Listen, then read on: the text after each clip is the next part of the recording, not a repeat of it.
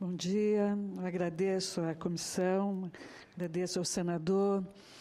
Eu vou falar um pouco sobre direitos mesmo. Mas antes, vou falar o que é essa divisão modal aqui na cidade, né? A gente pensa que na cidade, a maioria das viagens, elas são feitas pelo automóvel, mas a maioria das viagens são feitas, na verdade, de bicicleta e a pé.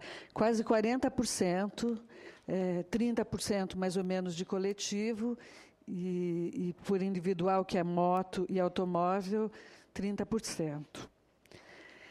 E aí, a ANTP, que é a Associação Nacional de Transportes Públicos, fez esse seguinte estudo. Se a gente considerasse o modal ônibus, né, gastando 1 de energia, 1 de poluição, custando 1 e ocupando por passageiro, né, um de via, a gente teria a moto com 1,9, com 14 de poluição. A moto polui muito, 3,9 de custo e 4,2 de espaço na via por passageiro. E o automóvel gastaria 4,5 em relação a esse 1, né, de energia, poluiria 6,4, custaria 8 e ocuparia 6,4 de via. Quer dizer, isso os meus antecessores já falaram muito nessa opção rodoviarista. Então, é um pouco isso, essa crise que está se dando hoje, né? Em 1940, 31% morava nas cidades, hoje 82%. E essa política rodoviarista que já foi falada, ela foi cruel para as cidades, né? A gente teve outras medidas, como o fim da regularidade dos investimentos federais. Até foi feita uma pergunta que o governo federal não teria nada a ver, mas tem, gente. Sem recursos, os municípios ficam praticamente amarrados, né? E já foi falado sobre essa questão da privatização do espaço viário, o sucateamento dos trens, né? E essa perda que houve de passageiros no transporte público de 92 para cá. E um dado muito importante que eu considero, já que a gente está na Comissão de Direitos e Recursos Humanos, é que 15 milhões de brasileiros hoje não conseguem pagar nem a tarifa. Esse dado já caiu bastante nos últimos 8 anos. Eram 37 milhões, né? Está aí um pessoal que não me deixa mentir, e hoje a gente já está em 15. E a questão do tráfego, que o tráfego hoje, eu até pensei que o professor Paulo Saldiva vinha, e ele iria falar muito sobre isso. Infelizmente, foi uma perda ele não ter vindo, porque essas medidas de traffic calming, que é acalmar o trânsito, a gente só pensa na questão do trânsito de congestionamento, mas o trânsito é muito violento, e eu vou mostrar aqui que essa questão da cultura automobilística, ele mata, o ano passado, 42 mil pessoas morreram, 360 mil feridos e 120 mil ficam com deficiências permanentes, né? E a questão das calçadas, não é, gente? Se a gente está falando que 40% das viagens são a pé ou de bicicleta, a gente hoje até estava perguntando para o Ministério das Cidades, se uma cidade quer investir em calçadas, tem financiamento para isso? Não. Não pode fazer um projeto da cidade só para construir calçada. Eu acho que isso é uma ação que a gente poderia até ir atrás, não é? E quem anda de ônibus hoje, o que se pensa é que é um cidadão de segunda classe, né? Eu já fui secretária em várias cidades e já vi alguns depoimentos tipo, um jovem ia para uma festa, descia um ponto antes para não dizer que eu cheguei de ônibus, porque eu tinha vergonha. Agora, a gente precisa reverter essa situação. Então, isso daí é um dado que, em 50 anos, a gente teve 50 milhões de automóveis. E a previsão é que a gente tenha, em 15 anos, mais 50 milhões. Quer dizer, então, muitos me perguntariam, a alternativa é ir abrindo vias, e abrindo vias, e abrindo ruas? Eu penso que que não, porque essa política de estímulo ao transporte individual, ela fez com que a gente tenha tido, como política, o incentivo, com a redução do IPI, né, com a ampliação dos créditos para veículos usados, e financiamento dos bancos para as montadoras, e a renúncia da CID, né? Essa questão da CID eu acho bastante importante, viu, senador, porque não é possível, né, que o diesel, por exemplo, suba mais do que a gasolina. A CID, que era tida para financiar o transporte público, ela tenha sido usada nos últimos tempos para baratear o preço da gasolina. Isso é uma política de incentivo ao transporte individual. Então, eu penso que nessa negociação toda que a gente está para realmente o cidadão poder ter uma tarifa mais barata, a CID é muito importante. Eu falei um pouco de direitos, né? Quer dizer, a gente nunca viu uma rua em que o pedestre e a bicicleta estivessem ocupando a sua totalidade, né? Então, eu penso que qualquer pessoa ela tem o direito a ocupar a cidade, né? A cidade hoje é ocupada 40% do espaço urbano é para automóvel.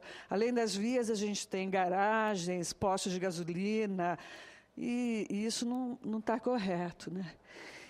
E o sistema viário democratizado, não é? Já que 40% das viagens são a pé, por que a gente não tem espaço e nem recursos, né? E o que também eu acredito que seja um direito é as empresas conscientizadas e mobilizadas atuando em prol da cidadania do trânsito, né? Balizando suas políticas públicas no ser humano e não nos veículos, né? E uma mídia, né? A questão da imprensa ela é muito importante, né? Já tem até teses de mestrado mostrando como que a indústria automobilística se comporta. Com N conceitos, você pensa que é só o conceito da liberdade ligando a aquisição do automóvel, mas é muito conceito errôneo também colocado. A prioridade ao modo a pé de deslocamento, à bicicleta e ao transporte coletivo. Isso é um direito. E os investimentos em obras públicas, priorizando os pedestres, bicicletas, transporte coletivo com paz no trânsito. Imagina se a gente tivesse uns abrigos de ônibus assim. E campanhas permanentes de investimento na área de educação, para formar cidadãos que compreendam a importância do respeito, solidariedade na mobilidade, e não motoristas do futuro. Estou cansada de ver escolinhas de trânsito que tem um monte de carrinho e a criança de 3 anos aprendendo a ser o motorista do futuro, como se isso fosse um cidadão, né? A cidadania está Aqui é uma campanha de Belo Horizonte muito legal para respeitar a faixa de pedestre. Bom, o trânsito deverá ser cidadão, com ações articuladas entre os diversos níveis de governo. É a pergunta lá do cidadão que está nos ouvindo. Tem partes do governo federal, estadual e municipal, e todo mundo tem que cumprir, né? E um judiciário comprometido com a cidadania do trânsito e punindo infratores. Porque, gente, nem 2% dos crimes de trânsito são penalizados, nem 2%, quer dizer... se você quer matar alguém, é muito mais negócio do ponto de vista do assassino de jogar um carro na frente dele do que dar um tiro. Nem 2%. E a legislação que tem que cumprir o Código de Trânsito, né? Cumprir, e pode até melhorar, mas se cumprir o que já tem, está ótimo. E uma mobilidade consciente, sustentável, ecológica e participativa. Vocês já falaram aí do quanto que um carro polui. E a questão do espaço das cidades, o que a gente vê, as cidades espraiadas, as pessoas que viajam, o que elas querem é transpor aquele espaço, sabe? Não é curtir a cidade, até porque moram longe e vão trabalhar. Então, esse espaço e tempo social... É muito importante, né? E o patrimônio histórico, você vê que para abrir vias anteriormente, você destruía as cidades, era sempre justificado, né? E viabilizar a descentralização das atividades e ter um novo urbanismo, né? Que siga o Estatuto da Cidade e que inclua o cidadão de baixa renda. Então, em linhas gerais, é a questão da equidade, né, o que eu falei, 40% dos pedestres e da bicicleta, da acessibilidade para todos, né, da prioridade na gestão dos investimentos nos modos coletivos e não motorizados. A gente cansou de ver, por exemplo, o Maluf fez água espraiada, proibiu ônibus, proibiu pedestre, só passa carro. Quer dizer, essa é a prioridade, né?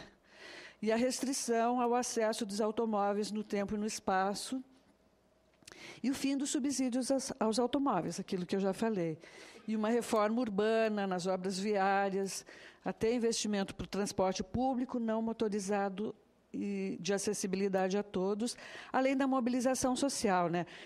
Brasília já viveu a questão da paz no trânsito, foi muito importante, e agora, em 2014, a gente tem a lei da acessibilidade, que tem que estar todo o sistema de transporte acessível. Ainda as cidades são, por definição, espaço para a construção da cidadania, para o convívio harmonioso e fértil das diferenças, assim como para a celebração da liberdade e das fantasias. É do livro Pindorama Revisitada. Mas a gente tem uma política, né? Tudo isso que eu falei, a gente tem uma política, que é a Lei da Mobilidade, que a gente acha que é tão importante, que chamou de Estatuto da Mobilidade Sustentável. Aqui é Bogotá. E o que é importante? Uma cidade, né, cheia de carros, né? E aqui transportando o mesmo número de passageiros do que um trem, um metrô. E o que essa lei diz, né, 2.587, da Política Nacional de Mobilidade? Ela diz que o seguinte princípio: a justa distribuição dos benefícios e ônus decorrentes dos usos diferentes e modos de serviços, e a equidade no uso do espaço público de circulação, vias e logradouros. Então, isso que a gente vinha falando eu já há 30 anos falando, agora tem uma lei que tem que ser cumprida. E ainda ela fala na prioridade dos modos de transporte não motorizados sobre os motorizados e dos serviços de transporte público sobre o transporte individual motorizado.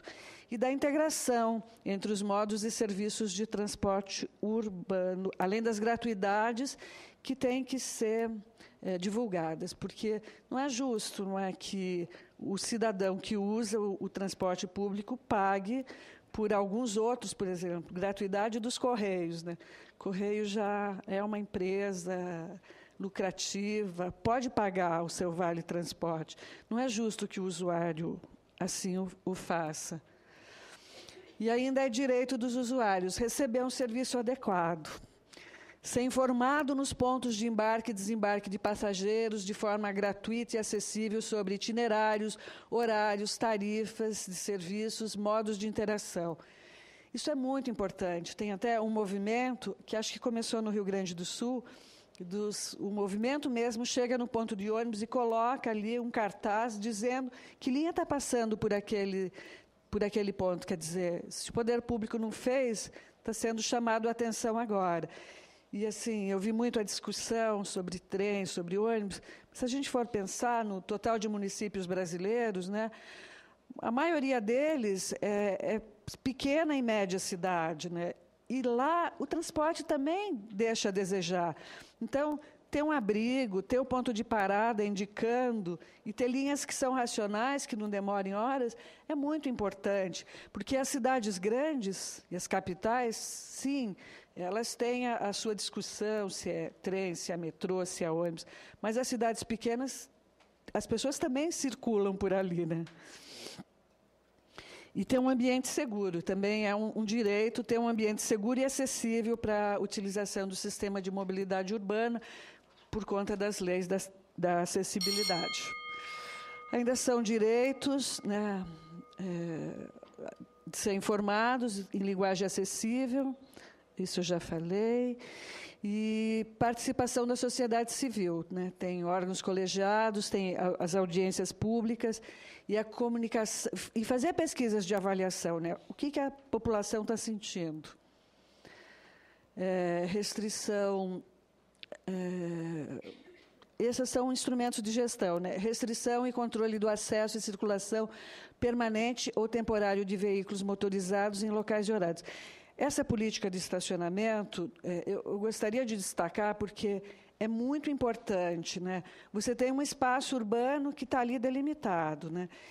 E quem tem automóvel pode utilizar aquele espaço que foi pago por todos, por horas seguidas, né? Às vezes sem nem pagar.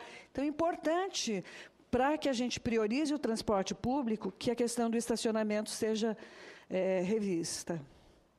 Além da aplicação de tributos sobre modos e serviços na utilização da infraestrutura urbana, vinculando-se à receita a aplicação exclusiva em infraestrutura urbana destinada ao transporte público coletivo e ao não motorizado. E até subsidiando a tarifa, que virou uma coisa assim, que ninguém podia nem falar, mas, como a professora falou, o mundo inteiro faz isso, né? O mundo inteiro, e a gente também tem que fazer. Aqui eu já falei do transporte, da dedicação de vias exclusivas, do estacionamento. Opa, senador. Pronto, o Rodolfo chegou no momento, inclusive, que a sua convidada especial está falando. Seja bem-vindo, senador. Então, o que eu oriento? Eu oriento a questão do estacionamento, que eu já disse, né, com gestão pública, importantíssimo, qualificar o sistema de ônibus convencional, colocar abrigo, colocar informação, colocar GPS. Hoje, já até pelo celular, é possível você verificar se o teu ônibus está chegando ou não, né? E tornar público quanto o usuário paga a mais na tarifa pelas gratuidades. Quer dizer, não é que a gente não possa subsidiar, mas todo mundo tem que saber, né? E a questão de calçadas, que eu já falei, que hoje não tem um financiamento para calçadas, caso as cidades queiram colocar.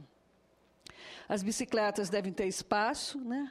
E hoje ainda as bicicletas públicas, em alguns lugares da Europa, Paris, Londres, Barcelona, as bicicletas, por que são públicas? Porque ficam à disposição, né? E cidades como Barcelona já tem 100 mil usos dia, né? Quer dizer, é quase que o município de Macapá tem, por ônibus, que eu sou secretária, 95 mil usos dia. Quer dizer, em Barcelona você tem tanta gente andando de bicicleta pública quanto o município de Macapá. E rever os planos de investimento no sistema viário, né, para adequar as prioridades dos modais não motorizados e do transporte coletivo. Construir espaços de participação social e cidadania para os pedestres. Então, a lei que está tramitando, que propõe o REITUP, ela é importantíssima, né? Importantíssima que se tenha um financiamento a nível federal para a questão tarifária, né? Então, eu já falei sobre a CID, né? Mas, pelo que eu enxergo hoje, é um dos impostos mais... eu nem sei se é imposto mesmo. É uma dos valores, né? É uma contribuição, sim. Mas é justo, porque você tira de quem usa o automóvel e põe para quem usa o ônibus, né? Isso é o que está na... E, assim, é o compromisso federal, mas os estados têm esse compromisso da isenção do ICMS em pneus, veículos, diesel, câmaras de ar, e os municípios, com redução de ISS e taxa de gerenciamento. Quais são as exigências para isso, né? A implantação do bilhete único, como disse a nossa professora, é inconcebível que a pessoa não possa sair de um ônibus e entrar no outro num determinado espaço de tempo, né? São Paulo já mostrou que isso é possível. E um sistema licitado, claro, porque tem que ser cobrado, né? Como que os empresários, até o próprio, a NTU também concorda com isso, né? Tem que ter um contrato onde as questões estejam esclarecidas. E o Conselho de Transporte, que é muito importante para realmente poder participar. Eu vou mostrar aqui algumas imagens só para finalizar. Esse dia... já estou finalizando, senador. Esse dia sem meu carro, dia 22 de setembro, ele foi há alguns anos na Europa, e é onde a gente diz assim, pensa um pouco, deixa o carro em casa, vê que outras formas você tem como andar na cidade. Aqui em Almada, eles penduraram nas ruas principais esse carro. E, nesse dia, algumas manifestações. Aqui é um carro elétrico, a bicicleta e atividades na rua, mostrando que a rua pode ter um uso diferente, né? Aqui é Paris, né, na beira do Sena, as pessoas até puseram um pouco de areia, as pessoas de maiô lá. Isso daqui é Belo Horizonte. O principal cruzamento da cidade foi Gramado, nesse dia sem carro, e as pessoas fizeram outras atividades ali.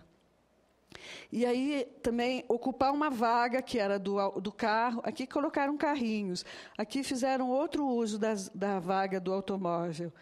Aqui também, vaga viva em São Paulo. Aqui é o número de carros e o de pessoas que cabem no ônibus. Olha o de carros, olha aqui no ônibus.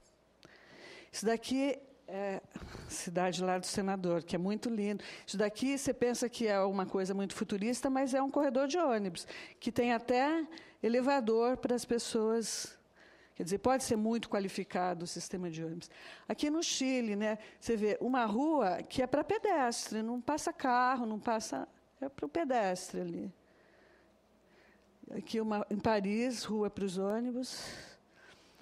Aqui pode ter um compartilhamento, né? Todo mundo, você baixando muito a velocidade do automóvel, você compartilha com as pessoas.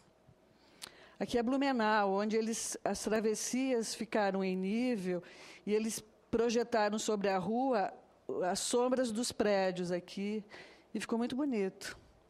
Aqui já a questão dos bicicletários. No Japão, em Bogotá, aqui está a Rua do Automóvel. Olha o espaço dos pedestres e dos ciclistas.